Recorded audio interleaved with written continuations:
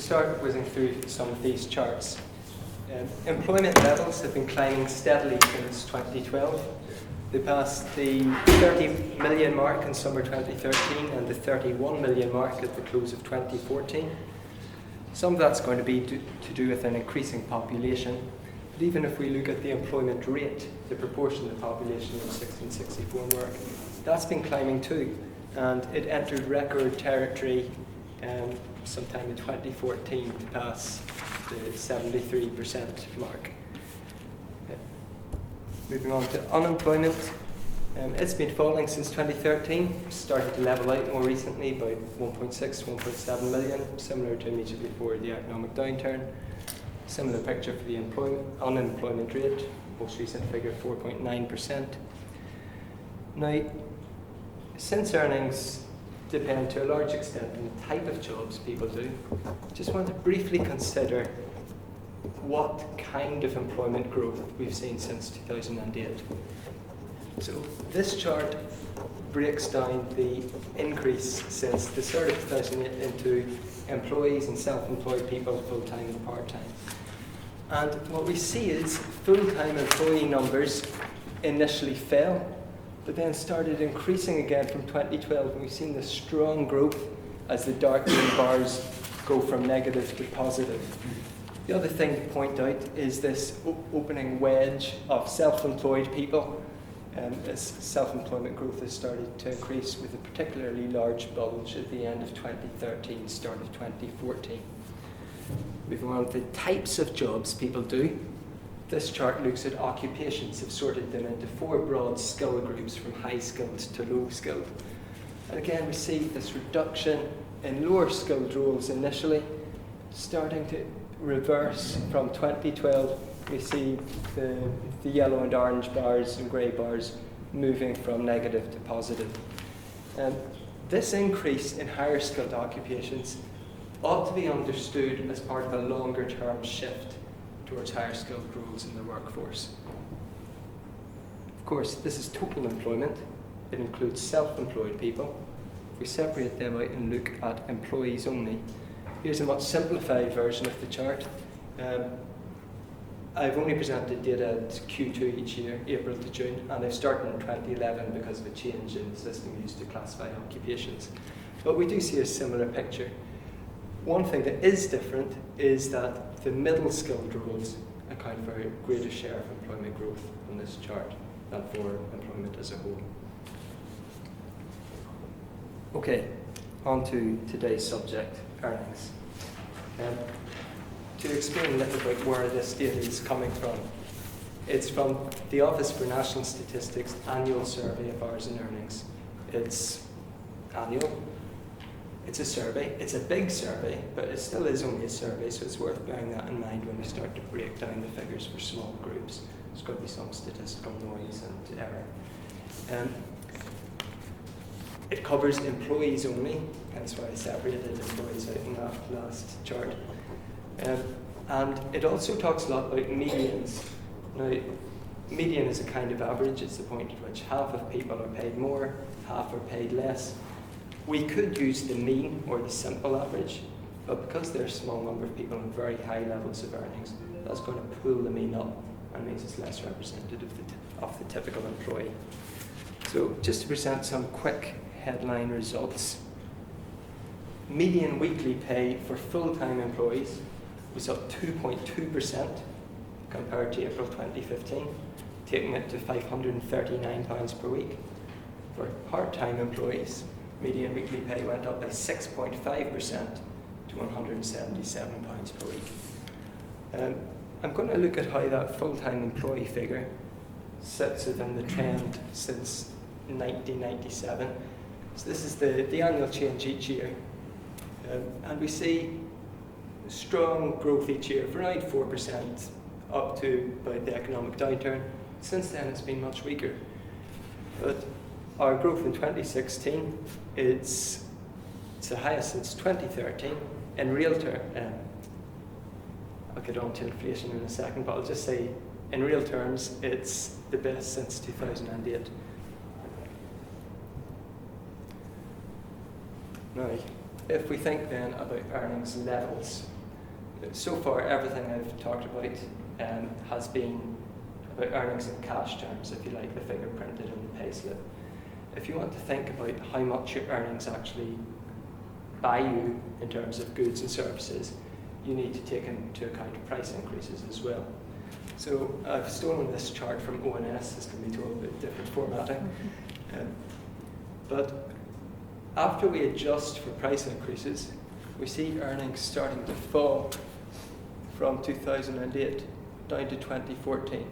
What we've seen in 2015 and 2016 is that average earnings has started to increase more quickly than prices.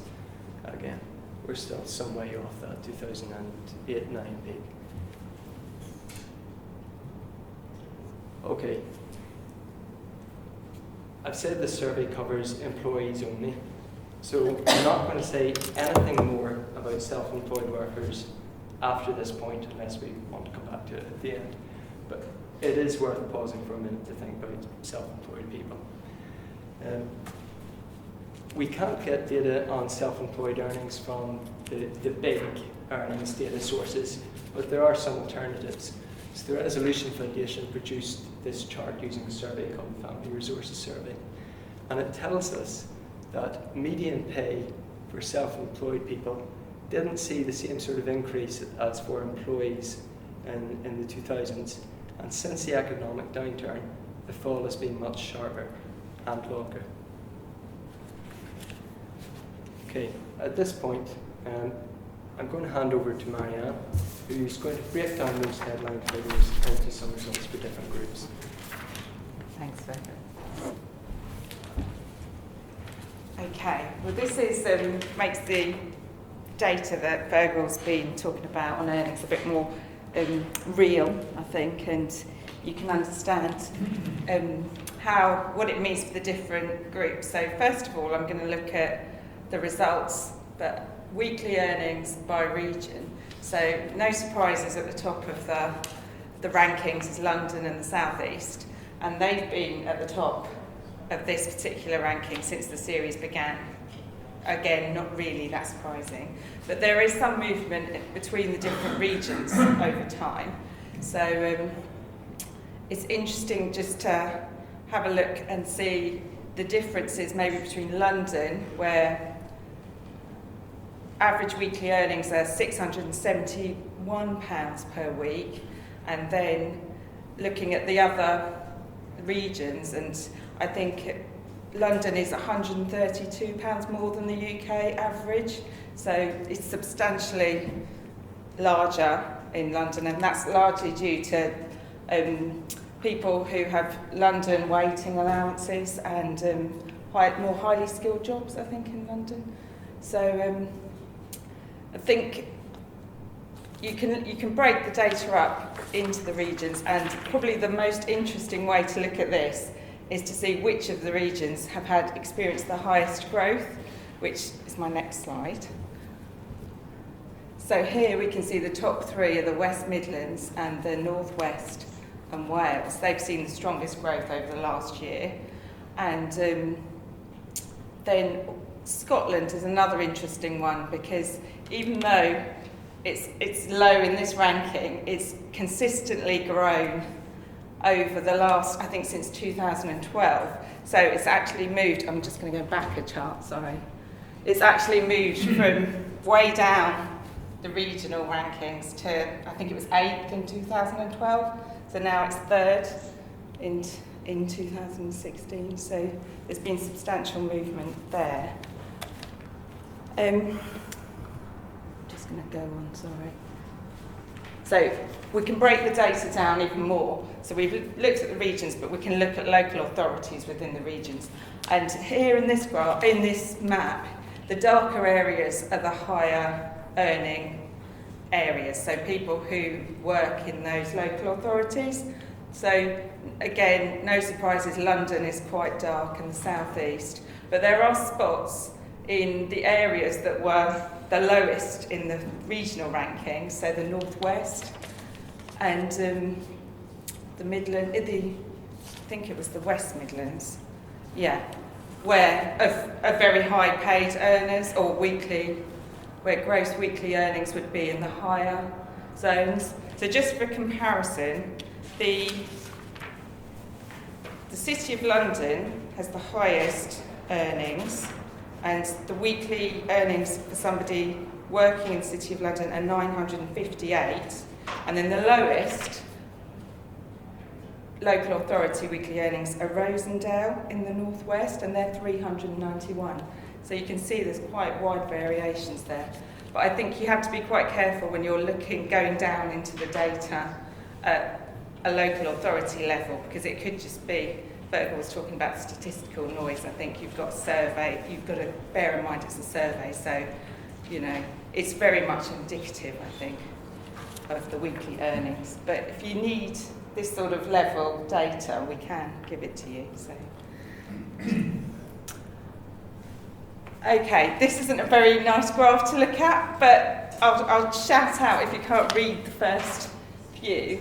This is, so the highest earnings by industry. So the top three: financial and insurance, communications and information, and electricity, gas, steam and air conditioning supplied. So they're the industries that have the highest weekly earnings. And then at the bottom we have things like hospitality and catering, agriculture, and I think entertainment and leisure, those ones. So these are the lowest weekly earnings by industry. So again, just to show how this has changed, the picture that's changed over the year, so we can see the percentage change. So which of the industries have increased, the growth in earnings has increased the most. I've highlighted the red ones so that we'll send around the slides afterwards so you'll be able to see these in a bit more clarity. But the red ones have had higher than 4% growth over the year, percentage change. And they're health and social work, car, mechanics, agriculture, and again, hospitality and catering. And we'll get onto this a bit later, but this is probably due to the introduction of the national living wage that we can see those particular low-paid industries with a larger percentage change. Okay. Right, so looking in a bit more detail, this is by occupation. So again, weekly earnings. The highest median weekly earnings are for managers and directors and senior officials. So again, no surprise there that those types of employees are in the highest paid. And then at the bottom end of the rankings, we've got caring, leisure and other service occupations. But those three occupations at the bottom, and this one, which you can't really see, but it's plant, process and machine operatives. Those four categories, they were all below the national living wage prior to 2016. So those four industries or occupations have probably benefited the most from the national living wage, which is now £7.20. Okay, just to sort of set, the scene a bit. This chart just says what the UK median pay is for full-time workers and part-time workers. So it's not really by age group, but it's more, this is just what the average pay is. So full-time, £14.16 for men, £12.82 for women, and then part-time, you see a bit of a change there with women earning more than men in this, so £8.99, but only slightly more, and £8.48 for men. But that would probably be largely due to the high proportion of women that are in the part-time category. But that's just to sort of set the scene so that you know what the average pay levels are for the UK. For the next chart, which is by age group. So this breaks down median weekly earnings by age group. And they tend to, for men, men are, sorry, it's not very clear, are the lighter green and women are the darker green here. So for men, you can see that earnings are increasing until they're in the 40 to 49 age group. And then women have a slightly different picture where their maximum earnings are in the 30 to 39 age group, and then they tail off a bit. So again, that's probably because a lot of women might be having career breaks and have caring commitments. So they're entering more into the part-time work. Okay. That one's your slide, Fergal. Is that in the right place? Thanks, Marianne. Now, I want to talk a bit about how pay growth has varied for people at the top and the bottom of the earnings curve. So, as we said, the median is the point at which half of people earn more, half earn less. And in 2015, to be at the middle of the curve at the median, you had to have earnings of £527 per week if you're a full-time employee. In 2016, that went up to £539, an increase of 2.2%. Now, looking at the bottom of the curve, if you had earnings of £296 per week in 2015, then 10% of full-time employees earned less than you did. That went up to £309 in 2016, a 4.3% increase. Looking on the other hand at the top, if you had earnings of £1,035 in 2015, 10% of people earned more than you, 90% earned less. Then went up by 2.2% in 2016. So we're seeing here that the earnings growth is concentrated at the bottom end of the distribution. What about part-time employees? As we saw earlier, median weekly pay went up to 6.5%. Down at the bottom end for the 10th percentile, that's the point at which 10% of people earn less, went up by 5.2%, a bit less than the median. And at the 90th percentile, up by 4.4%.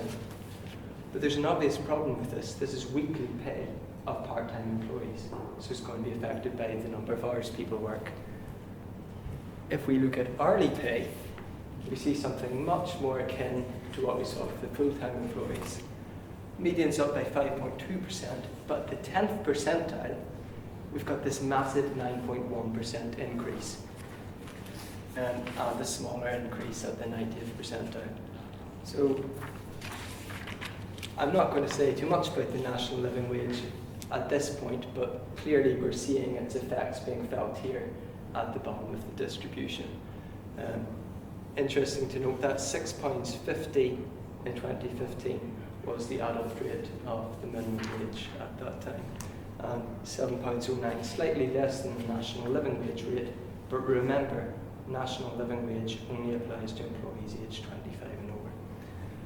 If you're interested, we can also look at hourly pay for full-time employees. It doesn't tell us very much different to what we have for the figures for weekly pay. Again, the increase is highest among the low earners. Let's have a look at how that has changed since 1998. So here at the bottom end, we've got the annual percentage change in pay for full-time employees at the 10th percentile. At the other end, the annual percentage change for those at the 90th percentile. Now we start to see weaker growth after the economic downturn, and stronger growth again in 2016. So I've put these blue lines here, blue line, the red line, as the averages for 1998 to 2008, and the average for 2010 to 2014. Focusing on the 10th percentile, it's higher than the 1998 to 2008 average, but further up the distribution, the growth is lower than that average. And again, we're seeing something of a recovery after the past 5 years of the weaker earnings growth of 2010 to 2014. Part-time employees, let's have a look at what that looks like.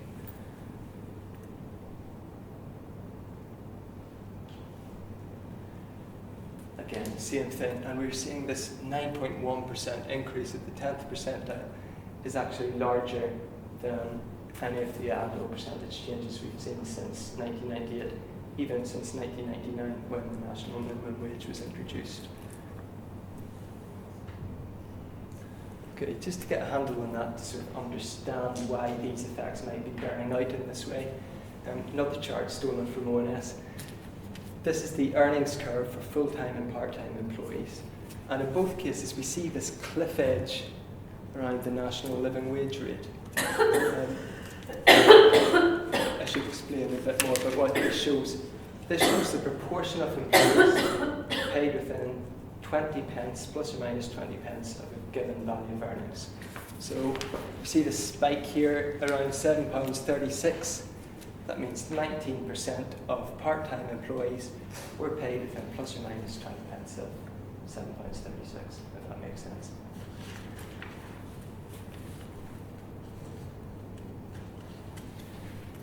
Okay, all this talk about averages and percentiles only gets us so far. We've been talking about the group of employees, of all employees in the workforce in 2015. We've been comparing them against all employees in 2016, but of course the two groups aren't the same. Some people enter, some people leave the workforce between years. To take an example of the higher paid, if everybody sees a pay increase between years, but a load of higher paid people leave the workforce after 2015, then we'd actually expect median earnings to go down.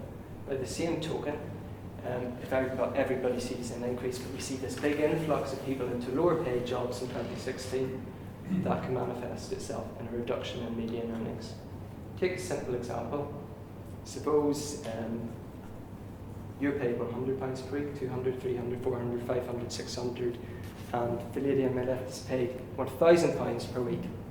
You'll see your pay go up by £50 between years, but she decides to retire. Then median pay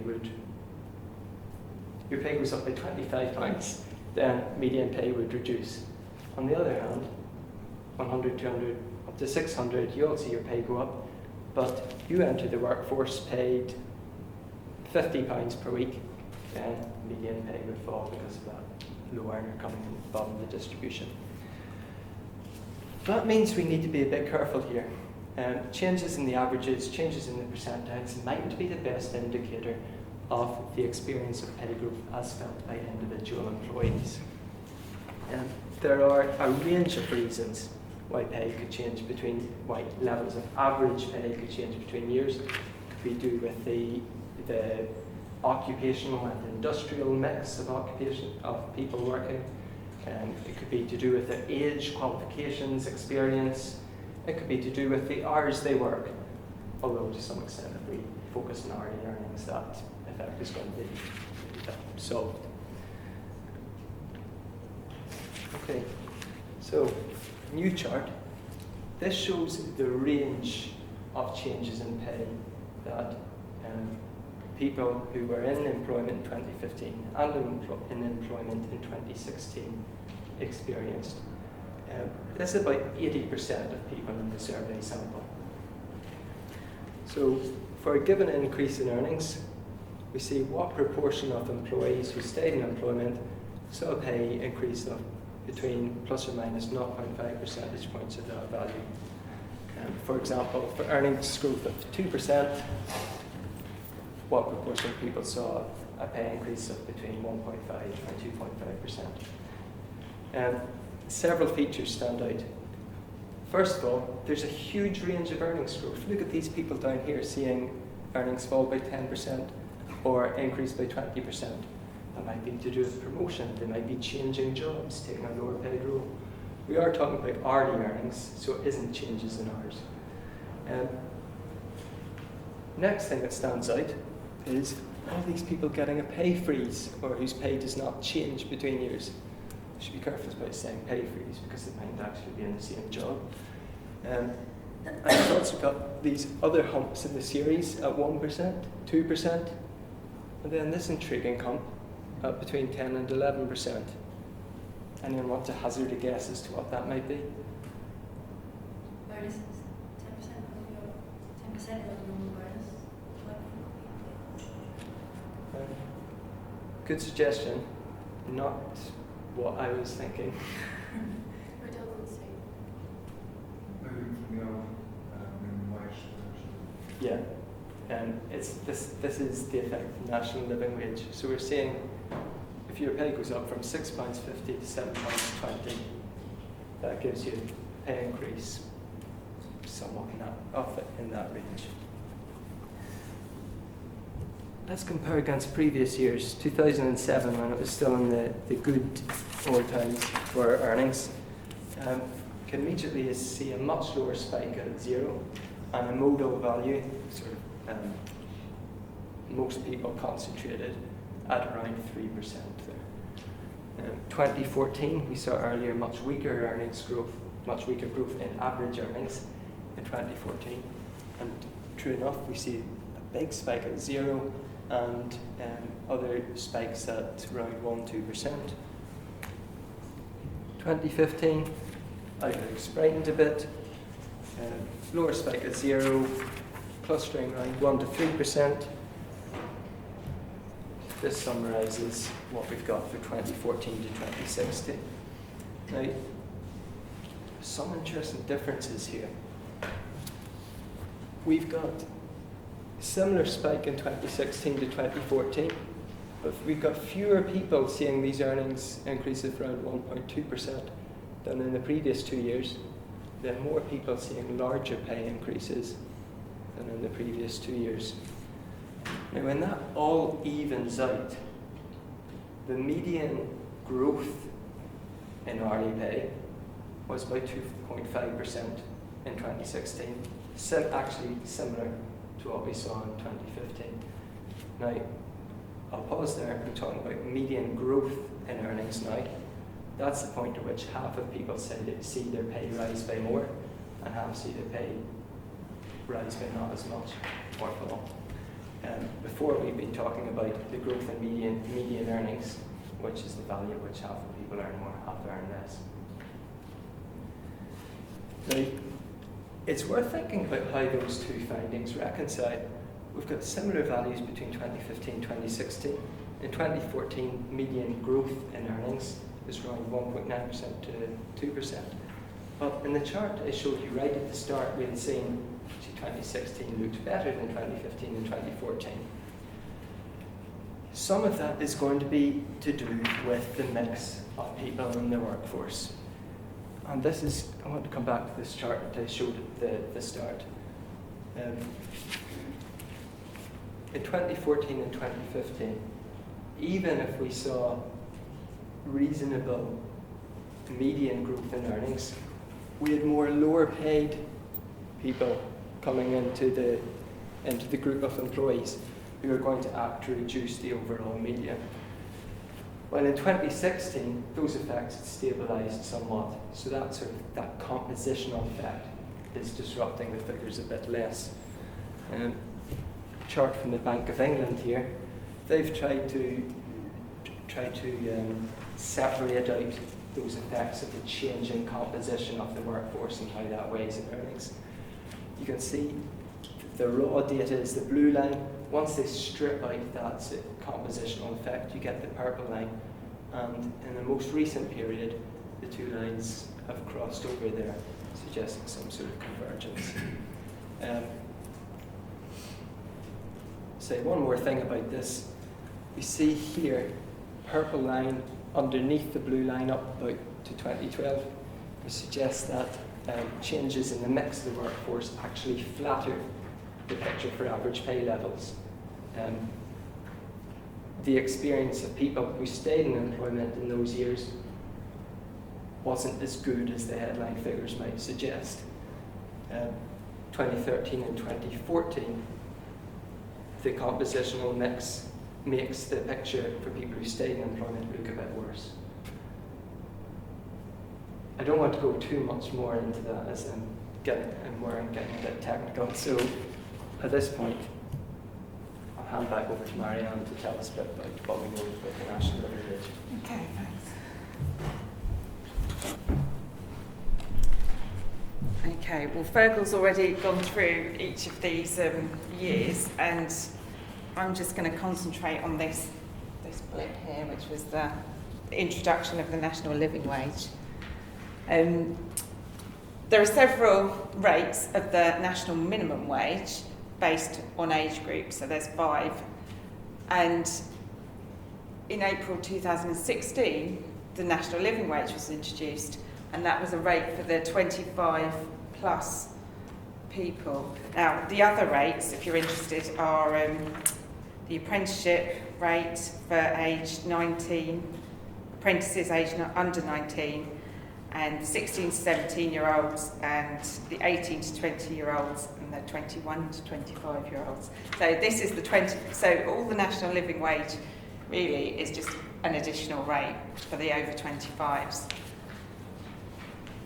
The government has also set out that it intends for the national living wage to reach 60% of median earnings by 2020. And it's asked the Low Pay Commission, who are independent, to recommend the levels of the national living wage and how they expect this to be achieved. So the 60% of median earnings has been worked out by the Office of Budget Responsibility in their estimates as to equate to £9 per hour in 2020. So I think employers are particularly concerned about that particular figure and how they're going to, the impact that that's going to have on them. The LPC think the introduction of the national living wage is going to have a major increase in the numbers of employees that are going to be affected by the national minimum wage. So that's going to increase from 1.4 million in 2015 to 2.2 million in 2016, and ultimately 3.7 million in 2020. So this is a large increase in the coverage of the national minimum wage because of this new rate that they've introduced, the national living wage. The employees that this is most likely to affect are the low-paid industries, and they're like things, mostly social care. That's a major area, major industry that's going to be affected. Retail and hospitality, hairdressing, and cleaning. They're so the most likely to be, part of the new coverage of the national living wage. And the regions of the country, yeah.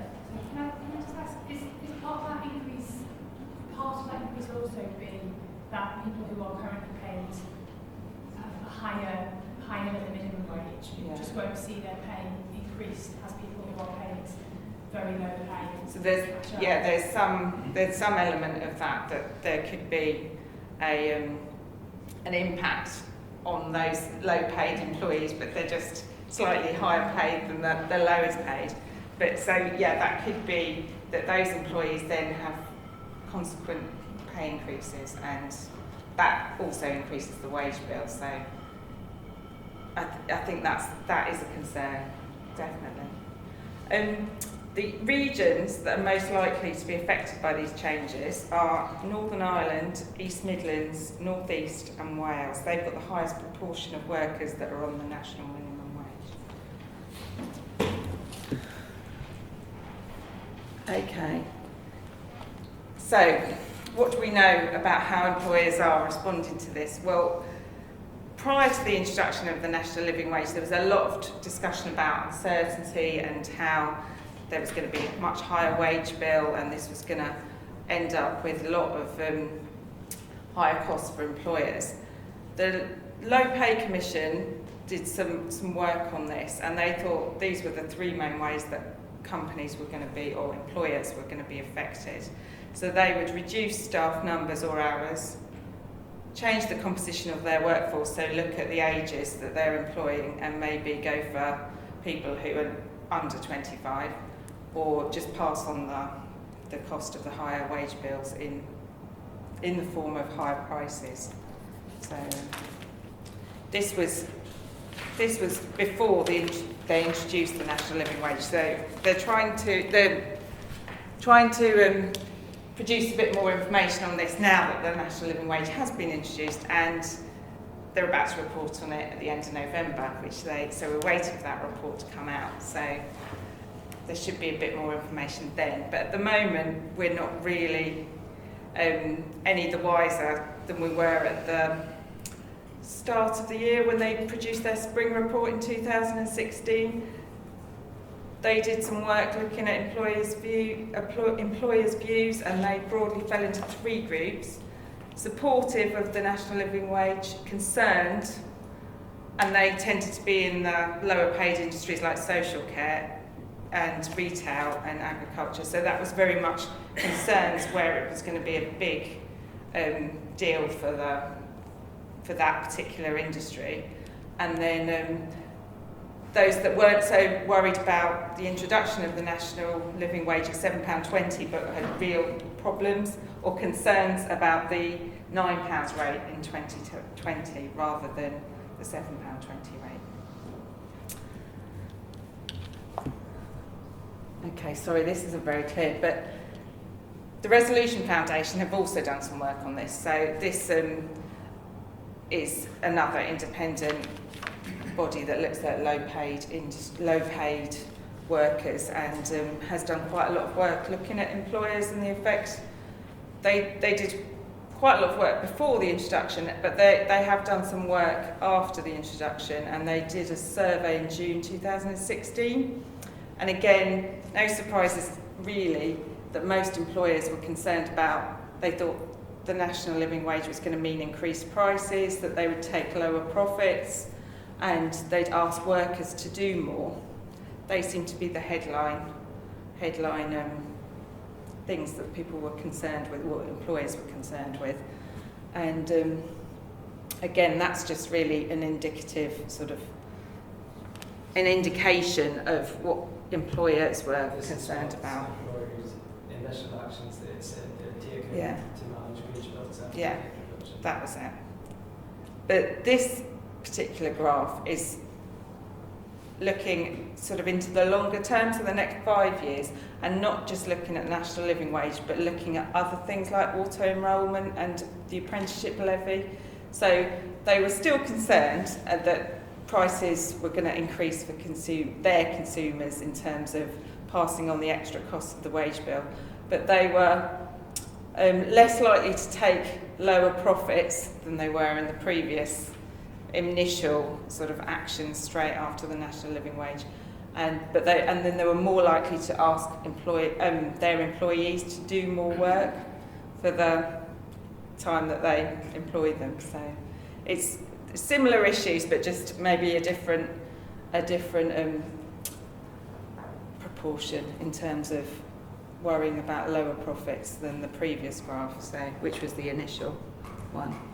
And then just to finalise, Federation of Small Businesses, they did a survey in June 2016, and so this would be a different survey, similar issues. 59% thought they would take lower profits, 35% raised prices, 24% reduced hours. So we're seeing the same sorts of concerns, but it's just this is a different source of information really, and a different pool of employers that we looked at. So that's, I think, my last slide.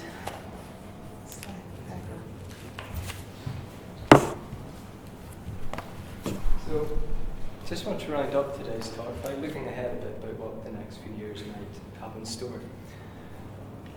Recent years, as we've seen strong employment growth, but weaker growth in earnings compared to the long-run average. Some acceleration in 2015 and 2016, but those levels of average earnings still some way off the pre-recession levels. When might we see that return to stronger earnings growth? Well, national living wage is going to support the lower employees at the bottom end of the distribution, the lower paid. But it's much less certain for those higher up the pay scale.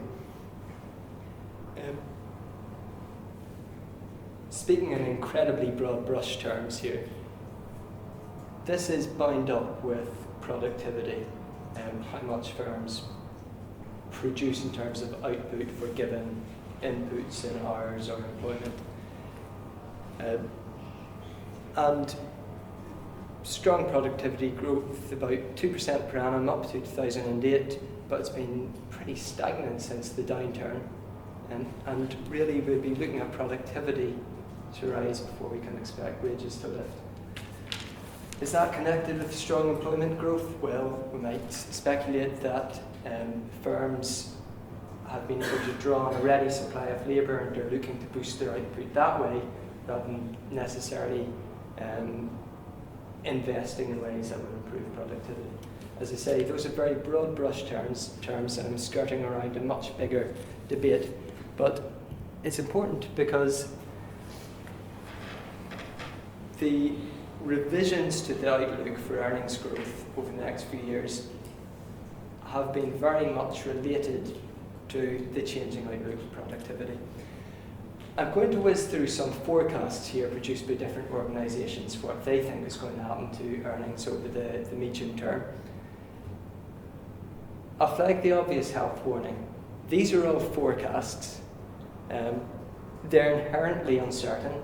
They get revised a lot, but in fairness to those who produce them, we all lap them up, and predicting the future is incredibly hard.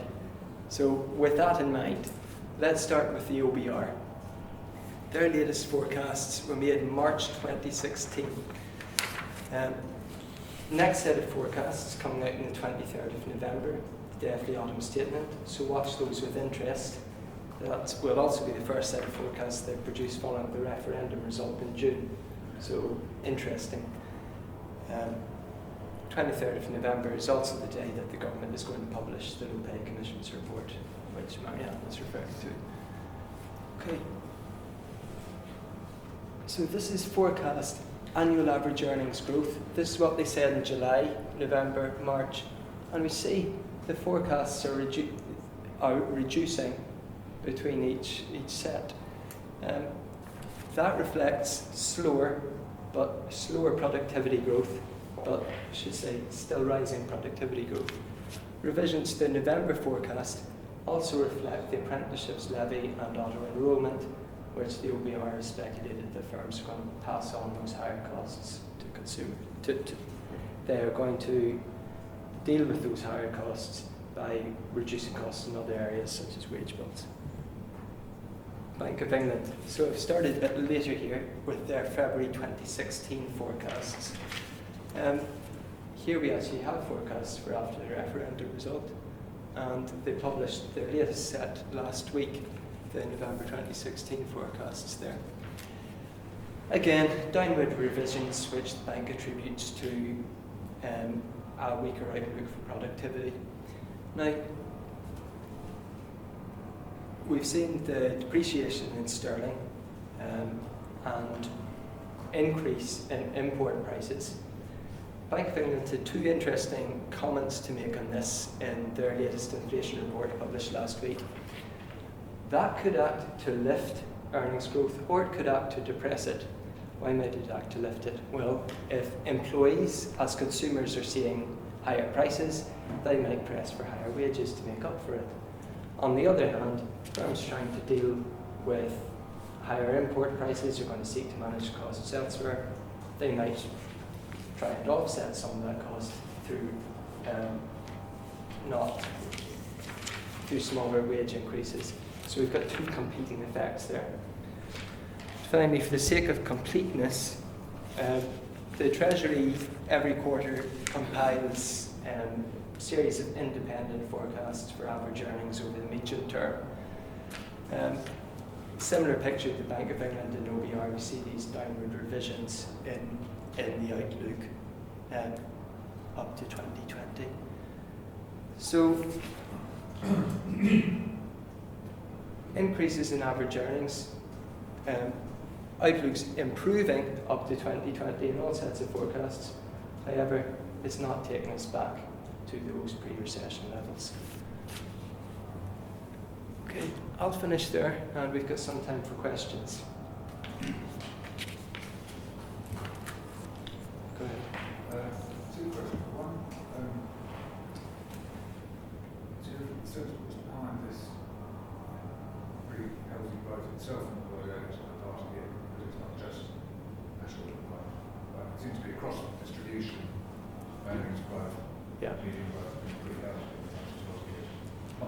for part-time. Say self-employed? Employees. So, Employees. yeah, so- Yeah. Right. For part-time, 6.5, isn't it? At the median, yeah. And the median, we're paid 2 point something for full-time. Yeah.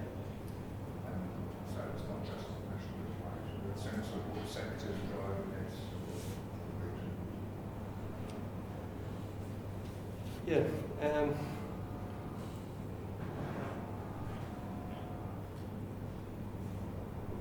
I guess my response would be, we've been waiting for earnings to start to increase. And so, like, this is, now we're seeing kind of we're seeing what sort of increases that kind of have been expected for a while. Like, it's remarkable that earnings growth in average earnings has been weak for this length of time. It's been a big squeeze. So perhaps this is a return to normalcy. With the part-time earners, interesting. Point back to the slide that showed that clustering of part-time workers with that spike. We may be seeing some sort of, like, if firms are raising prices at the bottom, is that toppling forward to benefit those higher up? So that's not certain, that's hypothesis. And I'm sure the Low Pay Commission will have something to say about it when they report later this month, because they will be thinking about the wage costs that the national living wage is presenting to firms. The other question I was going to ask was just this one about full-time employed women earnings peaking in their 30s. Now, I would have thought things like career breaks going part-time, which would show that that's just full-time. This one. Yeah. That's just full-time employees, right? So That's people- just people who've full-time. taken Yeah, it- that's just full-time. People who've taken, who've stopped working, who've gone part-time, aren't included in that graph. Not in that one. So, So yeah. why not?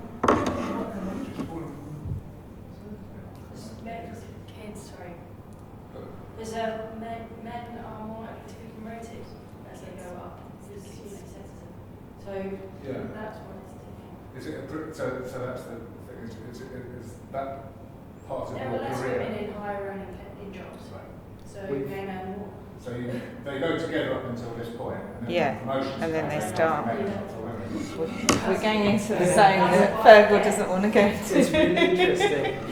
It's a new talk. There's several things going on here. First thing to point out is this is earnings at April 2016. This does not show what's going to happen for someone currently aged 18 to 21 as they go through their working life. We could be seeing some cohort effects here. We could, that's one explanation. The other explanation, and probably what we're seeing is it's a bit of both, is effect of taking time out of employment or changing to part-time roles after women have children, or perhaps because of other caring responsibilities. So, two competing factors. For a really good discussion of this, I would point you to the library's briefing paper on the gender pay gap. So yeah, so if you put together the full-time figures and the part-time figures, I'm assuming there would be quite a stark decline in earnings for women overall in those years after child. Generally, women nowadays are having children later.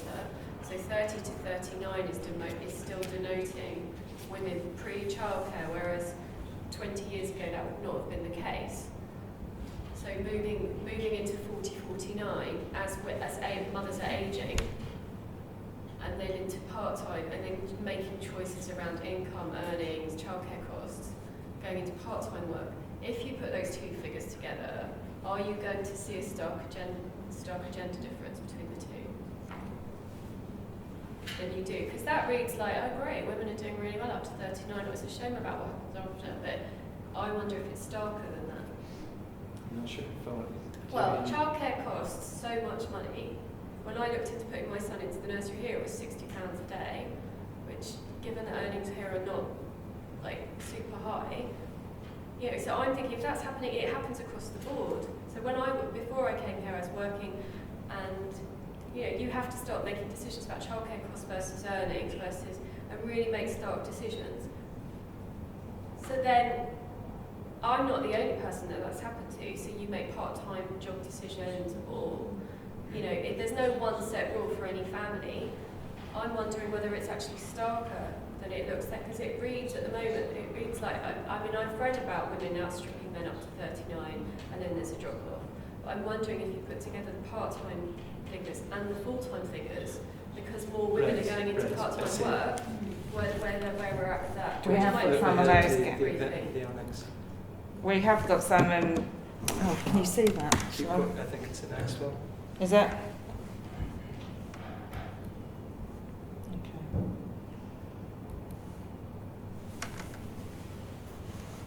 Yeah, that's the difference by age group and full-time, part-time. So you can't really see the part-time bars in this are a very light grey.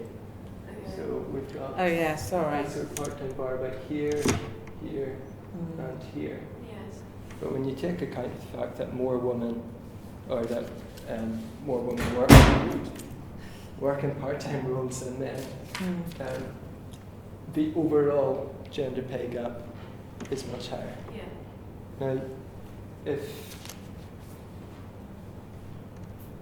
the Institute for Fiscal Studies did some work on this last August, and they didn't use this source because of the annual survey of hours and earnings, because it didn't have all the variables they needed to investigate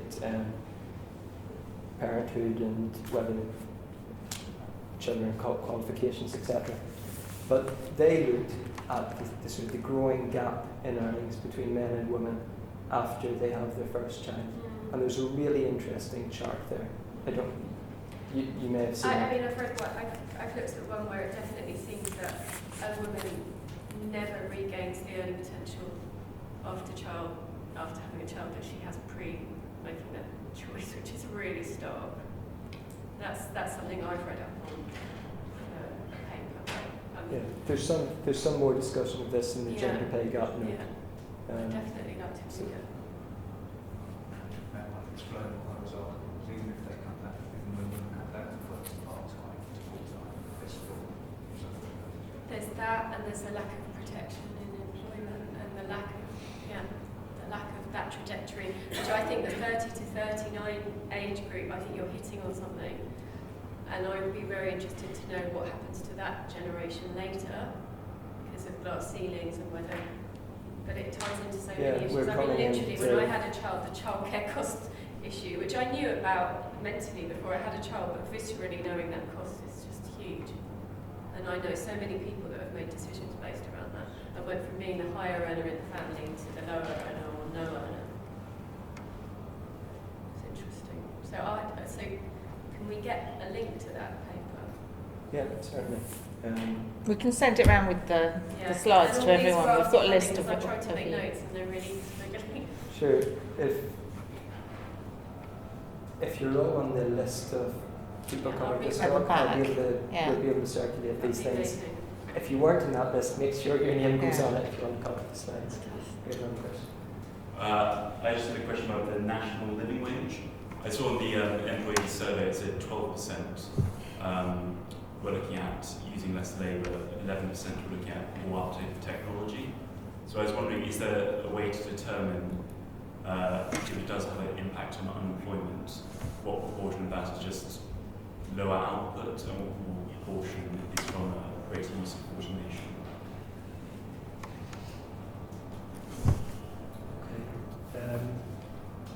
First of all, there is expected to be some impact on unemployment. That was the OER's initial modelling following the announcement of the national living wage in July 2015. Suggested that unemployment might increase by 2020 of somewhere between 20,000 and 120,000, if I remember correctly. In terms of what proportion of that is due to automation and what increase? Yeah, well, it could just be employees hiring fewer people and reducing the number of working hours in their business. But I presume it could also be, I don't know, say, hiring fewer people because suddenly the premium from, say, I don't know, McDonald's, for example, just hiring those automated things, the premium would increase as compared to hiring the same number of people. Right. Was it not something I that's don't think, like, just don't think about it. It's not something that we've got any evidence on at the minute. It will be interesting to see, though, if there is some impact on productivity, which I presume automation ought to lead to higher output for fewer inputs. More stuff produced for fewer hours put in. So there's potentially an impact there. I'm sure they will be actually in some sort of forecast.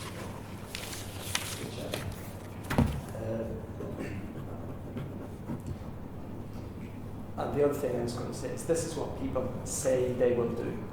So we might, Marianne might have something to add on this, but like, we might take the word for it as to how they've responded initially, because National Living Wage introduced in April, this is June. As for how they're going to respond in 5 years' time, well, of course they're going to say, oh no, we're not going to take as much of a hit through lower profits, because they want their firms to be still viable in 5 years' time. So we want to kind of view these results through that prism. This is just what employers are saying they're going to do, and it is really quite far ahead. I think also these are, surveys of a group of employers who are engaged in this, and they've got their own agenda, haven't they? So they're going to potentially, and also, the debate, the political debate, they're going to say things that are potentially not quite what they actually think. So if that's, this is what surveys are like. So that's, employers are going to say it's going to be bad. It's going to, increase costs. So the two things that strike me are the issue around under 25s and the issue around in-work poverty. Because £7.20 an hour in London, unless you're in social housing, is with a family, is not enough money to live on. But London is one of the areas, I think, that's least affected. So it was that list, Northern Ireland, I think, and the North West and Wales that have the highest proportion of workers but we have affected. workers. Oh yeah, I'm not saying that they're not in London, they are. So what support's going to happen to the under 25s to stop an employer deciding to take on a 19-year-old and sack the experienced 26-year-old? I think employers they might say this, I think in practice this would be a very difficult policy to follow, because you'd be opening yourself up to obvious charges of age discrimination, which is illegal.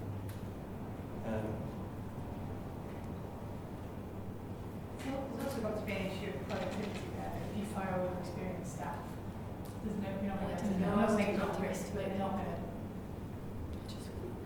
to. My dad had workers on the YTS in his business, and he used to top up their earnings because he just didn't think it was, this is back in the 80s, and he just didn't think it was a living wage. And it's just, I think it's a concern that the 25 under who aren't going to university age range seem to me to be a group of people who just aren't being supported. There's no longer the support of housing benefit for people who are in difficult circumstances. I just worry about their exploitation, and this issue of the the living wage not affecting them? What's their hourly earning? I've got it written down here.